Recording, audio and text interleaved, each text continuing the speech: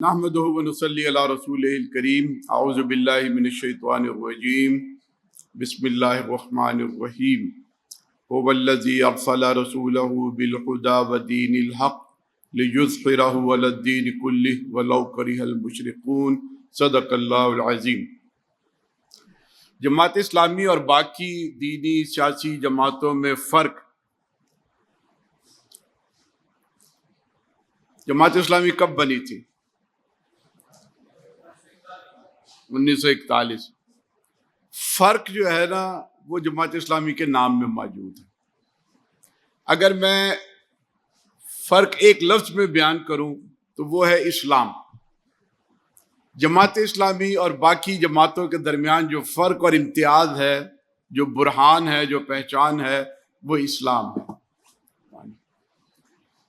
اب آپ سمجھیں گے کہ بھی اسلام میں بھلا کیا فرق ہے؟ یہ جمعیت علماء اسلام، جمعیت علماء پاکستان، مسلم لیگ، مدینے کی ریاست، وہ بھی تو اسلام کا نام لیتے ہیں۔ دیکھیے، ہمارے اور ان کے اسلام کے درمیان میں کچھ اس طرح کا فرق ہے کہ جماعت اسلامی کا اسلام کوئی پیدائشی اسلام نہیں ہے، مسلکی اسلام بھی نہیں۔ مسلمان گھرانے میں پیدا ہو گئے تو نام جو ہے وہ مسلمانوں والا رکھ لیا گیا، بائی چانس مسلم گھرانے میں پیدا ہو گئے، نہیں۔ جماعت اسلامی کہتی ہے کہ جب تم جماعت میں آتے ہو تو اسلام کو سمجھو، اسلام کو سمجھو۔ ہمارا اسلام اطاعت و فرما برداری والا اسلام ہے، نعرے لگانے والا اسلام نہیں ہے۔ اطاعت و فرما برداری، پوری کائنات اللہ تعالیٰ نے ایک نظام کے طور پہ بنائی ہوئی ہے۔ ہوا، پہاڑ، درخت، شجر، ستارے، سیارے، چاند، سورج، یہ سب اللہ تعالیٰ کی اطاعت و فرما برداری کر رہے ہیں۔ اس میں ذرہ برابر بھی انحراف نہیں کر سکتے۔ پورے کائنات کا نظام کس پر بنا ہے؟ اطاعت و فرما برداری پر۔ اور پوری کائنات میں یہ اختیار اللہ نے ان کو نہیں دیا کہ وہ انحراف کر سکیں۔ اگر کائنات کی کوئی چیز ذرہ برابر بھی انحراف کرے گی تو قیامت آ جائے گی۔ کیا آ جائے گی؟ قیامت آ جائے گی۔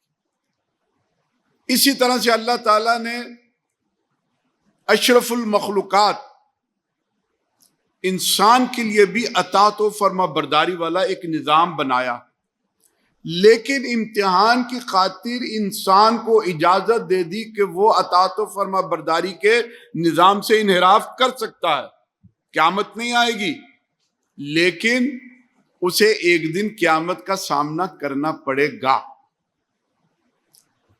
تو اب تک کی گفتگو کو اگر خلاصہ بیان کریں کہ پوری کائنات اللہ کی اطاعت و فرما برداری کے نظام پر چل رہی ہے اور وہ ذرہ برابر انحراف نہیں کر سکتی، انحراف کرے گی تو قیامت آئے گی۔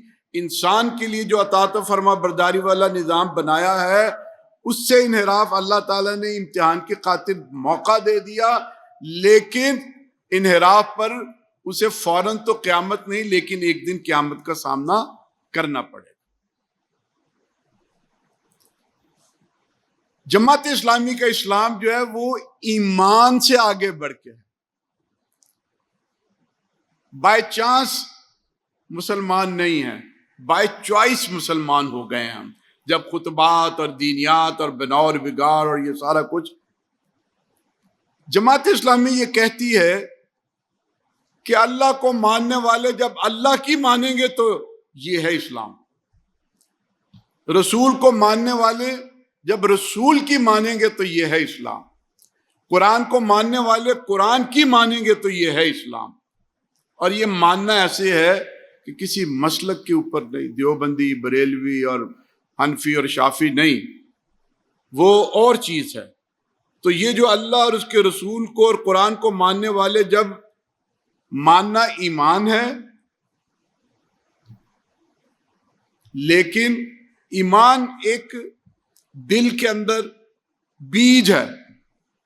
اللہ کو ماننا ایک ایمان کے دائرے میں داخل ہو جاتے ہیں، لیکن جب اللہ کی ماننا شروع کر دیتے ہیں تو پھر یہ اسلام شروع ہو جاتا ہے۔ آپ یہ فرق اچھی طرح سے جان گئے ہیں۔ تو جب ہم لوگوں کو کہتے ہیں آئیے جماعت اسلامی میں شامل ہو جائیے اور اسلام کے ساتھ وابستہ ہو جائیے، تو وابستگی سے مراد یہ ہے کہ دین کا، اسلام کا علم حاصل کریں۔ علم حاصل کرنے کے بعد اس پر عمل کریں، عمل کرنے کے بعد مبلغ بنیں، تبلیغ کریں، تبلیغ کرنے کے بعد اگلا مرحلہ بھی ہے داعی بنیں۔ جماعت اسلامی ایسی جماعت نہیں ہے کہ کسی نے فارم پر کر دیا اور اس کے بعد کنٹریبیوشن دے دی، پیسے دے دیے اور ٹکٹ بھی خرید لیا اور لیڈر بھی بن گیا۔ نہیں، جماعت اسلامی کہتی ہے کہ ہم تمہارا عمل دیکھیں گے، نمازیں پڑھتے ہو کہ نہیں پڑھتے، حلال و حرام کی تمیز رکھی ہوئی ہے کہ نہیں رکھی ہوئی، کوئی غلط چیز تو تمہارے قبضے کے اندر نہیں ہے، کوئی ملک کے قرضے لے کر جو ہے وہ ہڑپ تو نہیں کر گئے، نیب میں مطلوب تو نہیں ہو۔ کسی اور جماعت میں لوگوں کے عمل کو نہ پرکھا جاتا ہے نہ دیکھا جاتا ہے۔ یہ جماعت اسلامی ہے کہ وہ کہتی ہے کہ جماعت میں آپ شامل بھی ہو گئے ہو تو صرف تمہاری زبان پر اعتماد نہیں کریں گے، ہم تمہارے عمل کو بھی دیکھیں گے۔ جو جو عمل بہتر ہوتا چلا جائے گا تم جماعت میں آگے بڑھتے چلے جاؤ گے اور جماعت کے رکن بنتے چلے جاؤ گے۔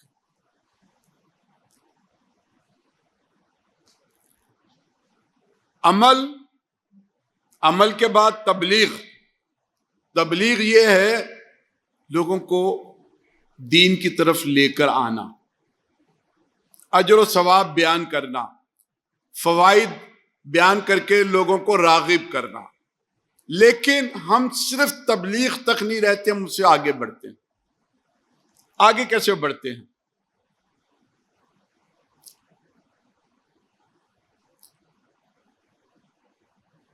یہ بڑا نازک سا فرق ہے۔ وہ فرق یہ ہے دین کی تبلیغ سے نکل کر دین کی تنفیذ کی جدوجہد کرنا۔ جب تک آپ دین کی تبلیغ کریں گے سب لوگ آپ کی واہ واہ کریں گے، جب تنفیذ کی جدوجہد کریں گے کہ نہیں اس کو نافذ کرنا ہے تو پھر ایک کشمکش شروع ہوگی۔ معروف کی تبلیغ سے معروف کی تنفیذ، منکرات کی مخالفت کے ساتھ ساتھ منکرات کی مزاحمت۔ تبلیغی جماعت اور جماعت اسلامی میں یہ فرق ہے کہ وہ صرف تبلیغ تک رہتے ہیں، کہتے ہیں بس سب لوگوں کو مسلمان کر دیں خود بخود تنفیذ ہو جائے گی۔ ہم کہتے ہیں کہ نہیں، تبلیغ کے ساتھ ساتھ تنفیذ کی جدوجہد۔ یہ جو جلسہ، جلوس، مظاہرے، احتجاج اور ملین مارچ، یہ تبلیغ سے اگلی بات ہے، چاہے وہ کشمیر کے لیے ہو، وہ فلسطین کے لیے ہو، وہ غزہ کے لیے ہو، وہ پانی کی اور بجلی کے بلوں کے خلاف جدوجہد ہو، یہ اور چیز ہے۔ ایمان دل کے اندر، وہ بیج پھر ایک شجر بنتا ہے، وہ اسلام بن جاتا ہے۔ پھر اسلام کو قبول کرنے والے پھر اس کی تبلیغ کرتے ہیں، تبلیغ کے بعد پھر تنفیذ کی جدوجہد کرتے ہیں۔ تنفیذ کی جدوجہد بنیادی طور پہ دائی بننا ہے۔ جب آپ تنفیذ اور مزاحمت کا راستہ اختیار کرتے ہیں تو پھر ہجرت، جہاد، شہادتیں، مخالفتیں، جیل، پھانسیاں، یہ سارے آپ کے راستے کے اندر آتی ہیں۔ ٹھنڈے جو ہے نا وہ دین کی تنفیذ نہیں ہوتی۔ آپ پوری اسلامی تاریخ کے اندر جو ہے وہ نہیں بیان کر سکتے کہ میں تبلیغ کی بدولت جو ہے وہ دین کا نفاذ ہوتا ہو۔ پھیلاؤ ہو سکتا ہے لیکن اقامت دین نہیں ہو سکتی۔ تو جماعت اسلامی میں اگر ہم دو لفظوں میں بیان کرنا چاہیں کہ باقی جماعتوں میں فرق ہے تو وہ ہے اسلامی نظام۔ پہلے میں نے بیان کیا تھا کہ اگر ایک لفظ میں بیان کریں گے تو اسلام، اور اسلام اطاعت و فرما برداری والا اسلام، مسلکی اسلام نہیں ہے، پیدائشی اسلام نہیں ہے۔ اور اگر دو لفظوں میں بیان کرنا چاہیں تو اسلامی نظام۔ اسلامی نظام سے مراد یہ ہے نماز، روزہ، زکوٰۃ، حج، مسجد، منبر، محراب، اس سے نکل کر معیشت، معاشرت، سیاست، عدالت، ان سب کے اندر اسلام کی تنفیذ۔ ادعو الی سبیل ربک بالحکمت، ہم نے لوگوں کو حکمت کے ساتھ اللہ کے راستے کی طرف بلانا ہے۔ اور اللہ کا راستہ جو ہے وہ صرف مسجد نہیں ہے، یہ پوری کائنات، ہر شعبہ زندگی۔ ادخلوا فی السلم کافہ، دین میں پورے کے پورے داخل ہو جاؤ۔ بعض لوگ یہ کہتے ہیں کہ جماعت اسلامی بڑی سیاست کرتی ہے، ان کے درس قرآن میں بھی اچانک قرآن و حدیث کی بات کرتے کرتے یہ جناب ٹرمپ کو کھینچنا شروع کر دیتے ہیں، فوجی حکمرانوں کو للکارنا شروع کر دیتے ہیں، اور بھی اس طرح کی چیزیں شروع کر دیتے ہیں۔ تو یہ تو سیاست ہے۔ جب جماعت اسلامی بنی تو مولانا مودودی کے پاس لوگ آئے، بڑے بڑے ذمہ دار علماء کرام، انہوں نے کہا کہ مولانا یہ جو آپ ترجمان القرآن میں لکھ رہے ہیں کہ ہمیں ایک اصولی دینی جماعت کی ضرورت ہے اور اس میں ہم حکومت الہیہ کا قیام کرنا چاہتے ہیں، تو جماعتیں تو بنتی ہیں، دینی جماعتیں، اسلامی جماعتیں کلمہ سکھانے کے لیے، تزکیہ کرنے کے لیے، مسجد اور مدرسہ بنانے کے لیے، اور خانقاہی نظام کے لیے، مرید بنانے کے لیے، اصلاح کے لیے، تربیت کے لیے۔ یہ آپ کون سی جماعت اسلامی بنا رہے ہیں کہ جو ہم حکومت الہیہ کا قیام کریں گے؟ یہ تو سیاست ہے۔ تو مولانا نے وہ آیت جو میں نے آپ کے سامنے تلاوت کی ہے، وہ لوگوں کو کہا کہ کیا تم قرآن کے اندر یہ نہیں دیکھتے؟ هو الذی ارسل رسولہ بالہدی ودین الحق لِیُظْہِرَہُ عَلَى الدِّینِ کُلِّہ، کہ ہر چیز پر اس کا غلبہ ہو جائے، اور مشرک چاہے کتنے ہی اس کے اوپر تل ملاتے رہیں۔ تم یہ نہیں دیکھتے کہ جو قرآن کے مطابق، کتاب کے مطابق فیصلہ نہیں کرتا وہ کافر ہے، وہ ظالم ہے، وہ فاسق ہے؟ تو فیصلے کیا ہیں؟ فیصلے تو عدالتوں میں ہیں، معیشت میں ہے، معاشرت میں ہے۔ عرصہ دراز سے لوگوں کے ذہنوں کے اندر ایک بات بیٹھ گئی ہے کہ اسلام جو ہے وہ بس مسجد، منبر، محراب تک محدود رہ گیا ہے۔ واقعہ کربلا کے بعد کچھ لوگوں نے یہ سوچ لیا کہ بھئی اب یہ جو بادشاہت یا خلافت یا حکومت، اس کو ذرا چھوڑ دیا جائے، اس میں تو بڑی قربانیاں دینی پڑتی ہیں، کہیں یہ کرتے کرتے کہیں اسلام کا نہ خاتمہ ہو جائے، تو بس اب صرف تبلیغ تک جو ہے نا وہ محدود رہیں، مزاحمت نہ کریں، تنفیذ کی جد و جہد نہ کریں۔ ہمارا پورا لٹریچر اس پر آ گیا کہ وضو کیسے بنانا ہے، وضو کن چیزوں سے ٹوٹتا ہے، نماز کیسے پڑھنی چاہیے، سجدہ سہو کیا کرنا چاہیے، یہ ساری چیزیں۔ لیکن حکومت کون سا ٹیکس لگا سکتی ہے، کون سا نہیں لگا سکتی، حکومت اگر بیعت کے بغیر حکومت بننی شروع ہو جائے تو کیا کرنا چاہیے، کیا نہیں کرنا چاہیے، یہ فقہ کے اندر سے یہ ساری چیزیں ختم ہونی شروع ہو گئی۔ اس حد تک ختم ہوئی کہ جب جماعت اسلامی نے 1960 کے دوران مطالبہ نظام اسلامی کی مہم شروع کی کہ پاکستان کے دستور کو اسلامی بنایا جائے، تو پاکستان کے ایک بڑے معروف وکیل AK بروہی تھے، انہوں نے یہ بیان دیا کہ ایک شخص کا عقیدہ اور مذہب اور دین ہو سکتا ہے، کسی قوم، کسی ریاست، کسی دستور، کسی آئین کا کوئی عقیدہ اور کوئی نظریہ نہیں ہو سکتا۔ اور یہ جو لوگ بات کر رہے ہیں یہ تو ایسی بات ہے کہ کل کو یہ کہیں گے اسلامی شلوار بنائی جائے، عام شلوار سے ہٹ کے اسلامی گائے بنائی جائے۔ یعنی یہ لفظ AK بروہی صاحب نے اپنے مضمون میں لکھ کے، اور انہوں نے کہا کہ اگر کوئی مجھے آ کے یہ بتائے کہ ایک قرآن جو ہے وہ انسان کے علاوہ کسی ریاست اور آئین اور دستور کی بھی رہنمائی کرتا ہے تو میں اسے اتنے 1000 روپے انعام دوں. جماعت اسلامی کے کچھ لوگ اے کے بروہی تک پہنچے اور انہوں نے چند کتابچے اور کچھ کتابیں جو ہے وہ اے کے بروہی کو دے دی. اب دیکھیے کتاب کون سی ہے؟ سنت کی آئینی حیثیت. عرصہ دراز سے اب سنت کو سمجھتے تھے ٹوپی سے لے کے ٹخنوں تک، اور مولانا مودودی نے سنت کی آئینی حیثیت لکھ کر جو ہے وہ کیا خوبصورت کام کیا.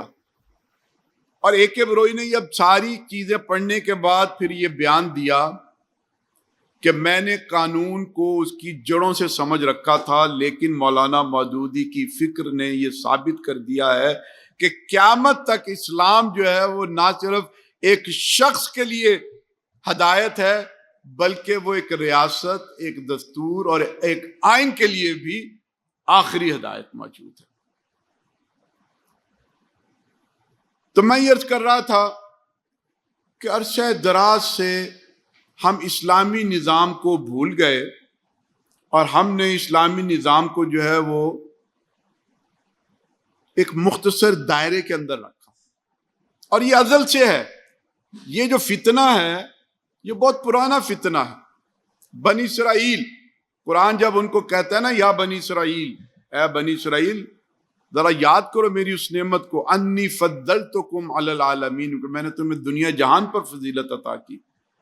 لیکن وہ فضیلت کے منصب سے گرا دیے گئے، امامت کے منصب سے گرائے گئے. کیوں گرائے گئے؟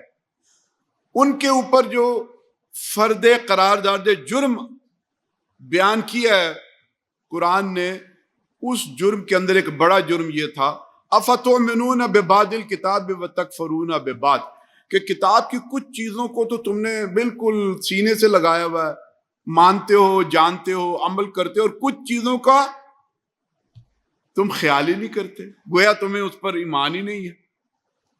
مثلا میں آپ مثال دوں، اگر پاکستان کے اندر کوئی امام یہ کہے کہ یار آج فجر کی جو ہے نا وہ نماز 2 رکعتیں نہیں میں 4 رکعتیں پڑھاؤں گا اور سب مقتدی پڑھیں تاکہ انہیں زیادہ اجر و ثواب ہو، کیا آپ پڑھنے کے لیے تیار ہیں؟ کوئی بھی نہیں. کوئی امام کہے مغرب کی جو ہے نا وہ 3 رکعت کے بجائے یار آج 4 رکعت پڑھ لو، زیادہ اجر و ثواب ملے گا، اوور ٹائم ملے گا.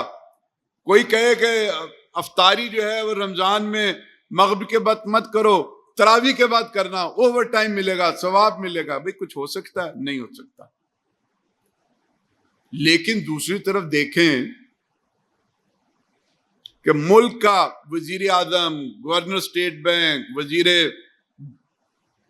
معیشت وہ اعلان کرتا ہے سود 18% نہیں 12% ہوگا، 12 نہیں 16% ہوگا. کسی کے کانوں میں جوں نہیں رینگتی. یہ جو افطاری کا معاملہ ہے اور رکعتوں کا معاملہ ہے، اس میں کمی بیشی تو یہ کہیں نہیں لکھا ہوا کہ یہ کوئی اللہ اور اس کے رسول کے ساتھ جنگ ہے.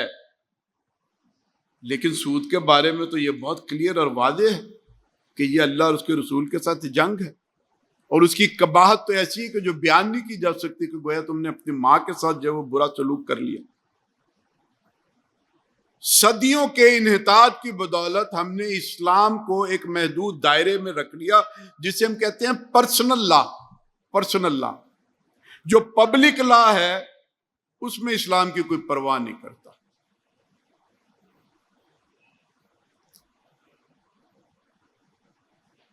امام مسجد جو ہے اس کے معاملات خراب ہو جائیں، پتہ لگے کہ وہ نمازیں نہیں پڑھتا، وہ کچھ مطلب جواریوں کی محفل میں بیٹھتا ہے، کچھ اور کرتا ہے، نمازی تو نمازی، غیر نمازی آ کے اس کو جو ہے نا وہ مسجد سے نکال دے گا.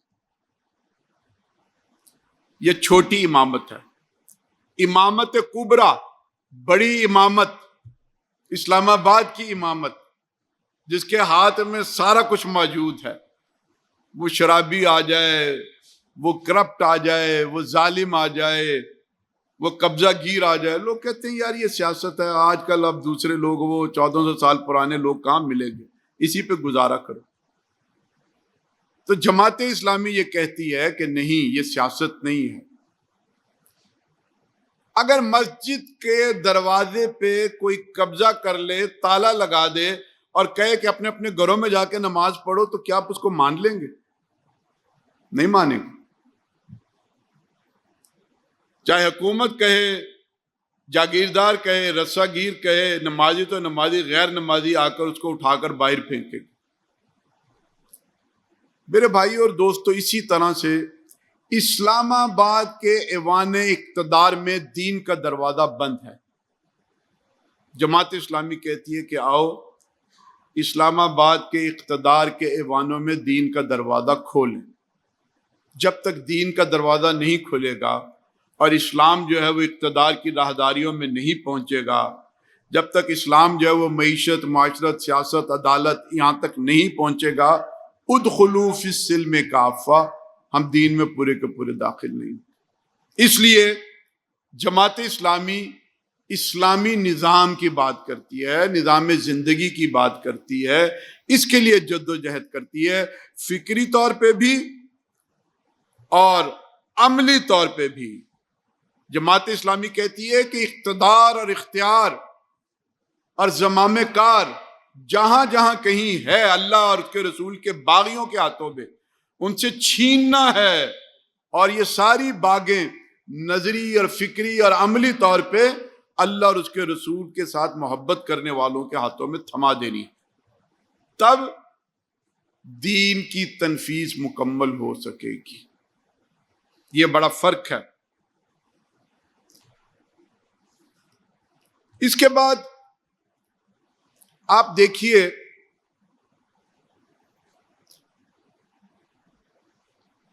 جماعت، باقی بھی جماعتیں ہیں، جماعت اسلامی بھی ایک جماعت ہے، اس جماعت میں بھی بڑا فرق ہے۔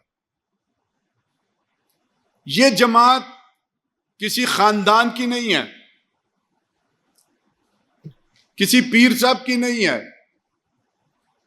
کسی فرد کی نہیں ہے، کسی وراثت پر نہیں چلتی، یہ ارکان جماعت کے اوپر چلتی ہے۔ جماعت کی ملکیت ارکان جماعت، وہ ارکان جماعت جو جماعت کے عقیدے کو اپنا عقیدہ سمجھتے ہوں، جماعت کے نصب العین کو اپنا نصب العین سمجھتے ہوں، فرائض شریعہ کے پابند ہوں، نظم کی پابندی کرتے ہوں، دستور کے مطابق چلنے کا عہد کرتے ہوں، کوئی حرام چیز ان کے پاس نہ ہو، ان کی کمائی حلال والی ہو، یہ شرائط پوری کرتے ہیں تو رکن جماعت بنتا ہے، اور رکن جماعت بننے کے بعد پھر وہ پوری طرح سے جماعت کی ملکیت کے اندر ذمہ دار بنتا ہے۔ کسی اور جماعت میں ایسا نہیں۔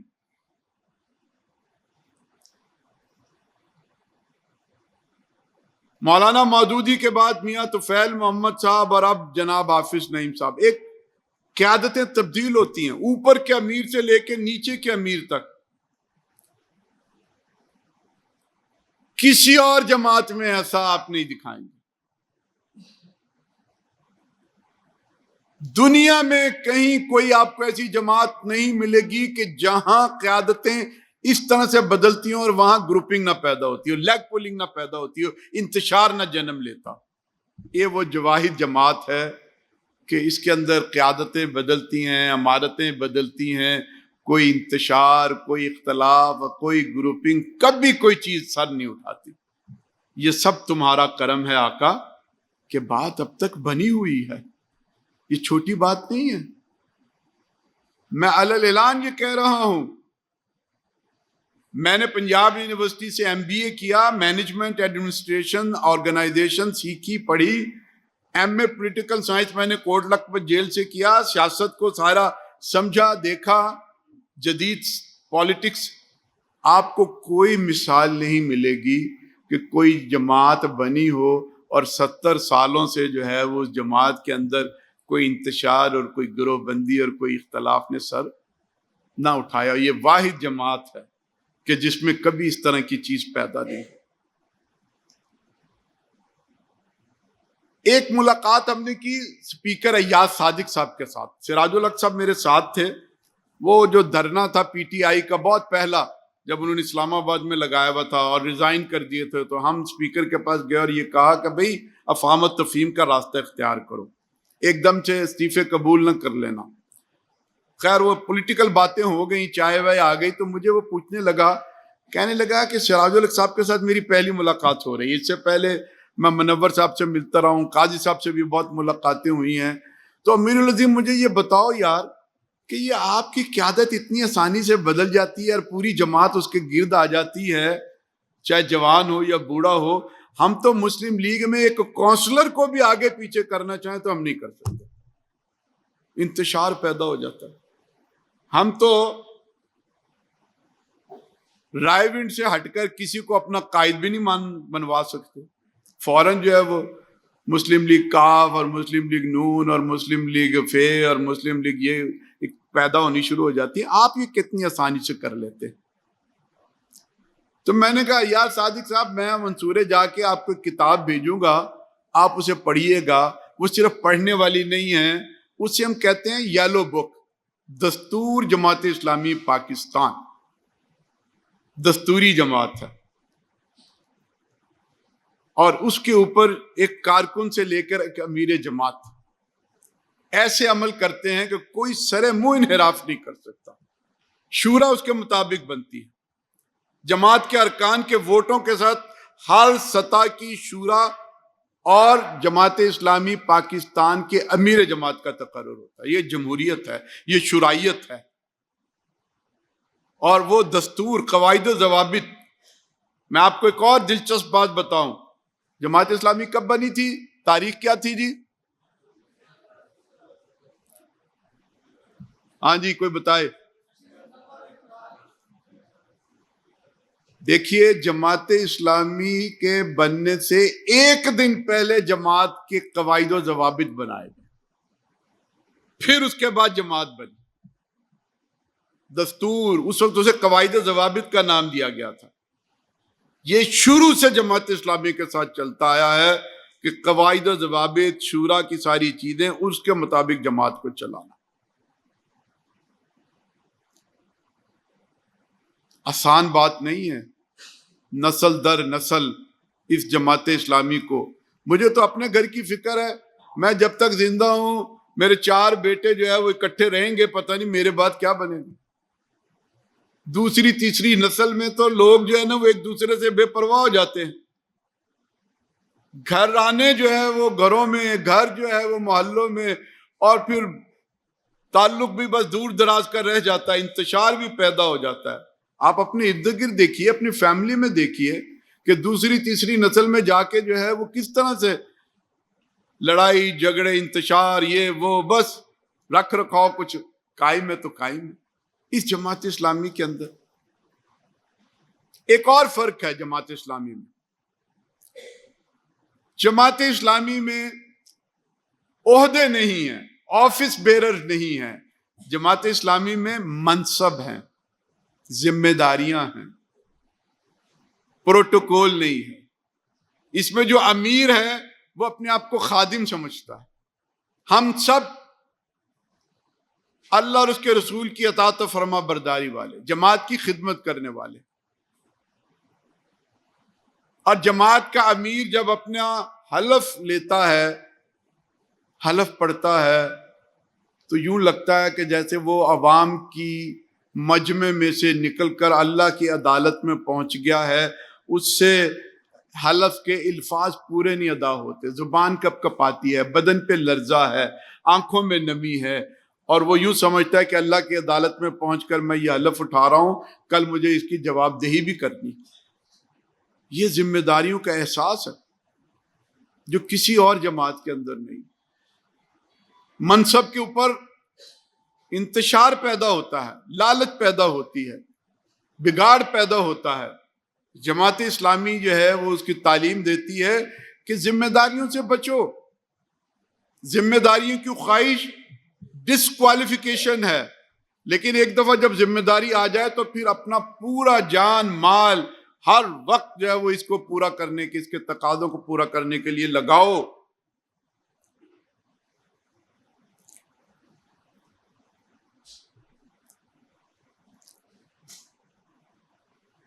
تو میرے بھائیوں اور دوستو، جماعت اسلامی اللہ کی ایک بہت بڑی نعمت ہے. یہ قوم اگر یہی دیکھ لے کہ یہ جماعت کیا کچھ کر رہی ہے، اس جماعت نے نسلوں کا ایمان بچایا۔ جماعت کو صرف ووٹ بینک سے ناپنے تولنے کی کوشش مت کرے۔ ہم جیسے لوگ تعلیمی اداروں کے اندر گئے، کوئی ڈاکٹر بننے کے لیے گیا تھا تو ڈاکٹر اسرار بن کر نکلا ہے، کس کی بدولت؟ اس جماعت کی بدولت۔ کوئی انجینئر بننے کے لیے آیا اور خرم مراد بن کر پوری دنیا کے اندر اسلام کی دعوت کا ایک سمبل بن گیا۔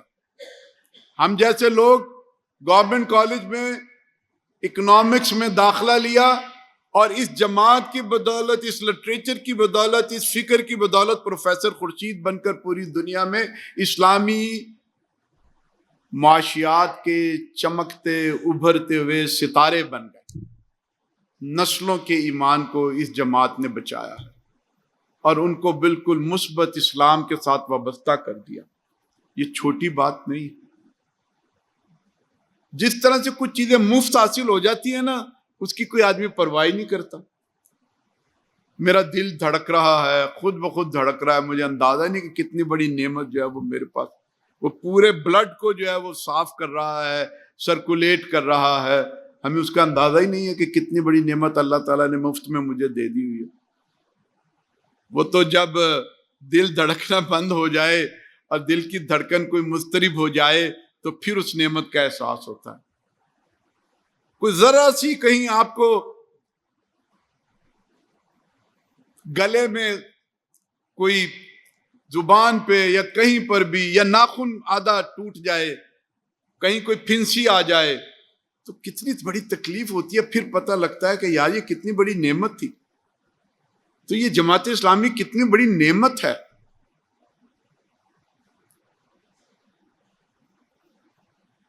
اگلی بات، جماعت نے سیاست جسے ہم دین سمجھتے ہیں، وہ جو حسن البنا کے الفاظ تھے، اللہ غایتنا ورسول ہادینا، جہاد دستورنا، شہادت امانینا، if it means politics then it is our politics۔ اللہ ہمارا مقصود ہے، رسول ہمارے رہنما ہیں، جہاد ہمارا راستہ ہے، شہادت ہماری تمنا ہے۔ اور اگر کوئی اس کو سیاست سمجھتا ہے تو جان لے کہ یہی ہماری سیاست ہے۔ تو جماعت کو صرف سیاست کے ترازو پر تولنے کی کوشش مت کرے۔ سیاست بھی ہم آگے بڑھیں گے۔ لوگ جو ہے نا وہ کہتے ہیں چھوٹی سی پارٹی ہے، ان کا ووٹ بینک نہیں ہے، بڑی بڑی باتیں کرتے ہیں۔ میں ان لوگوں سے کہتا ہوں کہ بھائیو، ووٹ بینک کس کا ہے؟ صرف جماعت اسلامی کا ہے، باقی کسی کا کوئی ووٹ بینک نہیں۔ جو 2/3 میجورٹی رکھنے والے کہتے ہیں جی ہم بڑی پارٹی ہیں، بڑا ووٹ بینک ہے، ووٹ بینک ان کا نہیں ہے۔ ووٹ بینک تو ٹوانے، لغاری، مزاری، چودھری، ٹمن، نواب ان کے ہیں۔ یہ جب سارے مل کر کسی اشارے کے اوپر ایک پارٹی میں پہنچ جاتے ہیں تو وہ 2/3 میجورٹی بن جاتی ہے۔ اور وہ 2/3 میجورٹی والے وزیر اعظم کو کان سے پکڑ کے ایک جرنیل جب اتارتا ہے تو وہ سارے ٹوانے، لغاری، مزاری، چودھری پتہ لگتا ہے کہ اب وہ جا کے تو کھڑے ہو گئے ہیں چودھری شجاعت حسین کے پیچھے، وہ سارے پہنچ گئے ہیں کہیں اور کسی کے پیچھے۔ قدم بڑھاؤ ہم تمہارے ساتھ ہیں، تو وہ قدم کہاں بڑھائیں، نہ وہ ووٹ بینک رہتا ہے نہ کوئی ساتھ ہوتا۔ یہ سارا ایک شراب ہے۔ جماعت اسلامی کی ترجیح تھی، مولانا مودودی نے کہا جب یہ جماعت بنی، تحریک اسلامی آئندہ لاحمل کے اندر وہ چیز لکھی بھی ہوئی ہے، پہلی ترجیح تھی دعوت، اور وہ دعوت جماعت نے پوری دنیا کے اندر پہنچائی۔ سینکڑوں زبانوں میں ترجمہ کر کے یہ لٹریچر فکری طور پہ ہر جگہ پر پہنچا، اور جماعت صرف پاکستان ہی نہیں پوری دنیا میں پھیل گئی۔ آپ سری لنکا میں جائیں، آپ مالدیپ میں جائیں، آپ افریقہ میں جائیں، آپ کہیں پر بھی چلے جائیں، آپ ان سے پوچھیں جماعت اسلامی کے بارے میں، مولانا مودودی کے بارے میں تو آپ کو لوگ ملیں گے. آپ یہ جو 2/3 میجورٹی والوں کے بارے میں پوچھیں گے تو کوئی نہیں جانتا ہوگا. پھر جماعت اسلامی نے دوسری ترجیح رکھی تھی تنظیم، کہ جماعت کی دعوت کو بنیاد پر رکھتے ہوئے ایک تنظیم کھڑی کی جائے. اور ماشاءاللہ تنظیم ایسی زبردست ہے کہ صرف پاکستان ہی میں نہیں، دنیا بھر میں مختلف ناموں کے ساتھ تنظیمیں کھڑی کی ہیں. اور تنظیم بھی ایسی، جیسے میں نے آپ کو کہا کہ اس کے اندر کوئی انتشار اور رکھنا، کوئی لالچ. مولانا مودودی کہا کرتے تھے اپنے نیوکلیس کو مضبوط بناؤ، ایسا زبردست نیوکلیس ہو کہ کوئی لالچ اس کے اندر انتشار نہ پیدا کرے، کوئی ڈکٹیٹر اس کو دبا نہ سکے، کوئی طمع اور لالچ اس کو ڈگمگا نہ سکے. الحمدللہ جماعت اسلامی کی مضبوط تنظیم پورے ملک کے اندر موجود، جگہ جگہ اس کے دفاتر ہیں. کسی اور جماعت کے پاس یہ نظام نہیں ہے. آپ کا یہ منصورہ اربوں روپے کی پراپرٹی ہے. ادارہ نور حق کراچی، راول پنڈی، پشاور، ہر جگہ پر جماعت کی تنظیم ایک بچھا ہوا ہے، دفتروں کا ایک جال، مساجد، مدارس، ہسپتال، ڈسپینسریاں، یہ ساری چیزیں کتنی بڑی.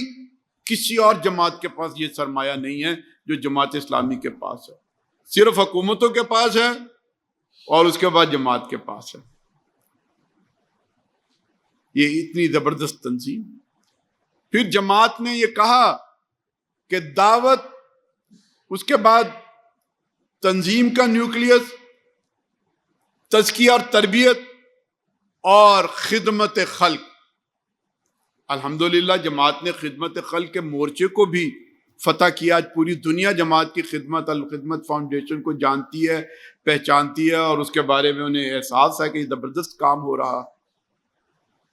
پھر مولانا مودودی نے کہا تھا کہ جب آپ دعوت، تنظیم، تربیت اور خدمت خلق کے کام کو اچھا منظم کر لیں گے تو پھر ماس موومنٹ بن جانا، عوامی لہر، اربوں لوگوں تک آپ کی دعوت پہنچ جائے، کروڑوں لوگ آپ کا ساتھ چلنے کے لیے تیار ہو جائیں، ہزاروں لوگ آپ کے کارکن اور رکن بن جائیں، اور پھر عوامی لہر بن جانا.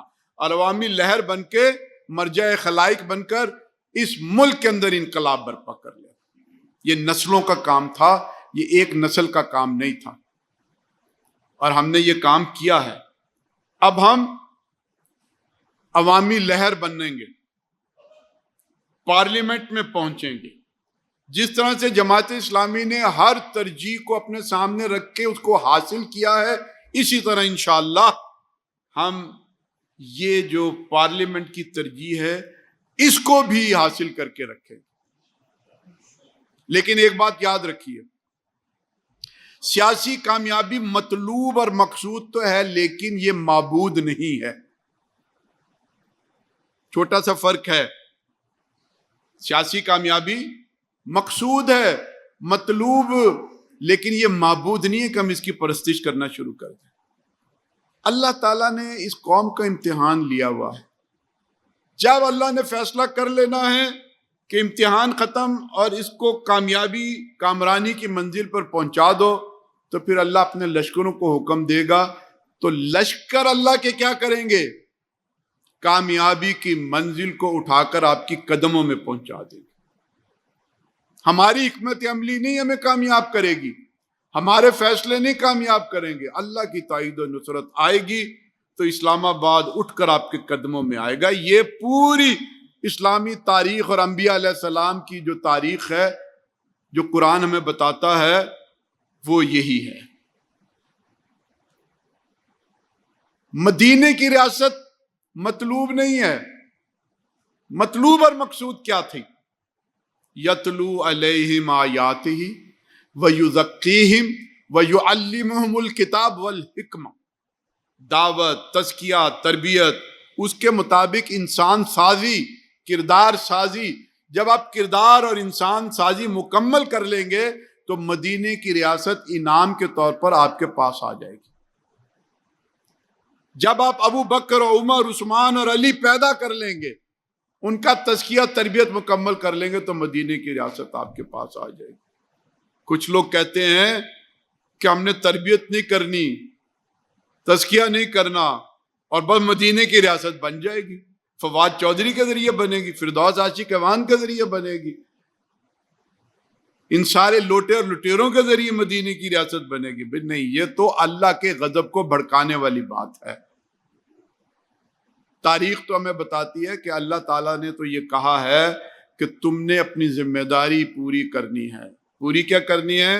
کار نبوت اللہ تعالیٰ نے جب نبی اکرم صلی اللہ علیہ وآلہ وسلم کو تھما دیا، یا ایھا المدثر، کہ اے اوڑھ لپیٹنے والے اٹھیے، قم فانذر، لوگوں کو ڈرائیے، وَرَبَّكَ فَكَبِّرْ، رب کی بڑائی کا اعلان کر دیجئے، وَثِيَابَكَ فَطَہِّرْ، اپنے آپ کو پاک صاف رکھنا ہے، وَالرُّجْزَ فَاہْجُرْ، گندگی سے دور رکھنا ہے، وَلَا تَمْنُنْ تَسْتَكْثِرُ وَلِرَبِّكَ فَاصْبِرْ، کہ یہ جتنا سارا کام کرنا ہے اس کا کوئی ریوارڈ، کوئی انعام آپ نے انسانوں سے نہیں لینا، صبر کرنا ہے۔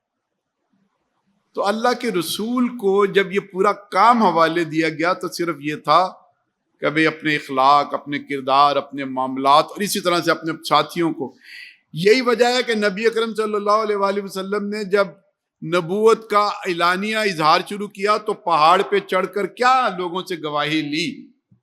گواہی یہ لی کہ بتاؤ میں امین ہوں کہ نہیں، دیانتدار ہوں کہ نہیں، سچا ہوں کہ نہیں۔ اسی گواہی پر پھر آپ نے لوگوں کو رب کی بڑائی کا اور رب کے ساتھ جو ہے وہ ان کا تعلق جو ہے وہ پیدا کرنی۔ ہم آج اسی طرح سے پوچھتے ہیں کہ یہ ساری جماعتیں، ان سے پوچھئے کہ آپ کا نسب العین کیا ہے، اقامت دین یا کچھ اور، آپ کا کردار کیا ہے، آپ کا تزکیہ کیا ہے، آپ کی تربیت کیا ہے، آپ کے ساتھ چلنے والے وہ کس طرح کے لوگ ہیں، خانقاہی نظام ہے، وراثتی نظام ہے یا شورائی نظام ہے۔ ترازو پہ تول کر دیکھو کہ ان کے عمل کیسے ہیں، لاؤ ترازو تول کے دیکھیں کس کا پلہ بھاری ہے۔ تو جب آپ مختلف جماعتوں کو ترازوؤں پر تول کے دیکھیں گے تو جماعت اسلامی کا پلہ آپ کو دعوت میں، تنظیم میں، تربیت میں، تزکیے میں بھاری نظر آئے۔ تو میرے بھائیوں اور دوستو، یہ ایک بہت بڑی نعمت ہے۔ اس نعمت کو اگر آج آپ نے پا لیا ہے، اس میں آگے بڑھیے، رکن بنیے، جماعت کا کام کیجیے، اپنے گھر والوں کو، محلے والوں کو، ارد گرد مبلغ بھی بنیے اور دائی بھی بنیے، تنفیذ کی جد و جہد کیجیے، اقامت دین کے لیے تیار کیجیے، مخالفت بھی کریں منکرات کی اور مزاحمت کے راستے کی طرف بھی لے کر آئیں۔ ٹھنڈے ٹھنڈے راستے کے ساتھ دبو بن کر جو ہے وہ اس نظام کے ساتھ چلنا ہمیں منظور نہیں۔ بار بار چیلنج کریں گے، بار بار چیلنج کریں گے، بار بار چیلنج کریں گے۔ یہ چیلنج مشکلات، مصائب کا سبب بنتا ہے، لیکن آپ یاد رکھیے کہ تاریخ بدل رہی ہے، تاریخ بدل رہی ہے۔ زمین دیکھ، فلک دیکھ، فضا دیکھ، مشرق سے ابھرنے والے سورج کی ضیاء دیکھ۔ تاریخ اس طرح سے بدل رہی ہے۔ مشرقی پاکستان میں جب ہندوستان آیا تو اس جماعت کے کچھ لوگوں نے یہ فیصلہ کیا کہ سرزمین مشرقی پاکستان کی حفاظت پر ہم صرف اپنے حکمرانوں، فوجی جرنیلوں پر تکیہ نہیں کریں گے، البدر اور شمس بنائیں گے، جد و جہد کریں گے، صرف بنگلہ دیش بنانے کی مخالفت نہیں کریں گے، مزاحمت کریں گے۔ یہ مزاحمت والا راستہ جب البدر اور شمس نے ڈھاکہ کے پلٹن میدان سے شروع کیا تو وہ سکوت ڈھاکہ تو نہیں روک سکے، لیکن انہوں نے تاریخ اسلام کے اندر پوری امت کو ایک نیا پیغام دے دیا۔ اور وہ پیغام یہ تھا کہ اسلام اور سرزمین اسلام کی حفاظت اپنے جرنیلوں، بادشاہوں اور سیاستدانوں پر اکتفا مت کرنا، وقت پڑے تو اپنے مزاحمت کے راستے کو اختیار کر لے۔ یہ امت کی تاریخ میں کانٹا بدل گیا۔ کانٹا بدلنے سے کیا ہوا؟ اس سبق کو پھر پوری امت نے ریسیو کیا۔ ریسیو کرنے کے بعد البدر اور شمس کی طرح حزب اسلامی بنی، جمعیت اسلامی بنی، حزب اللہ بنی، حماس بنی، اور پوری دنیا کے اندر یہ جدوجہد شروع ہو گئی کہ ہمارے حکمران، ہمارے جرنیل، ہم نے ان پر انحصار نہیں کرنا، ہم نے مزاحمت کے لیے خود بھی آگے بڑھنا ہے۔ اور جب یہ کانٹا بدل گیا اسلامی تاریخ کے اندر اور امت مسلمہ میں، تو اتنی بڑی تبدیلی آئی کہ پھر کوئی اور سکوت نہیں ہوا۔ سکوت ڈھاکہ آخری سکوت تھا۔ ہماری تاریخ کے اندر سکوت بغداد، سکوت غرناطہ، پتہ نہیں کون کون سے سکوت رہے ہیں، سکوت ڈھاکہ آخری سکوت تھا۔ اور اس کے بعد اللہ کا شکر ہے کہ نہ سکوت کابل ہوا، نہ سکوت سری نگر ہو رہا ہے، اور نہ سکوت بوسنیا ہوا، اور نہ انشاءاللہ سکوت غزہ ہوگا۔ یہ چھوٹی بات نہیں ہے، بہت بڑی بات ہے۔ لوگ کہتے ہیں کہ غزہ کا کیا ہوگا؟ روز 60-70 لوگ شہید ہو رہے ہیں، 1.5 سال سے اوپر ہو گیا ہے۔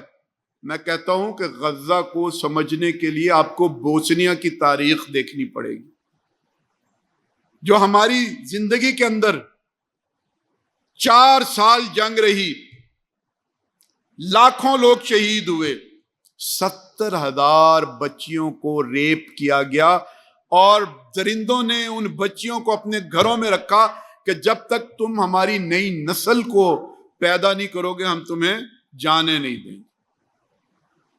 اتنی بڑی قربانیاں دے کے بوسنیا ختم نہیں ہوا، یورپ کے اندر ایک مسلم ریاست وجود میں آ گئی۔ کابل کا سکوت نہیں ہوا، تاجکستان، ازبکستان، ان کو آزادی حاصل ہو گئی۔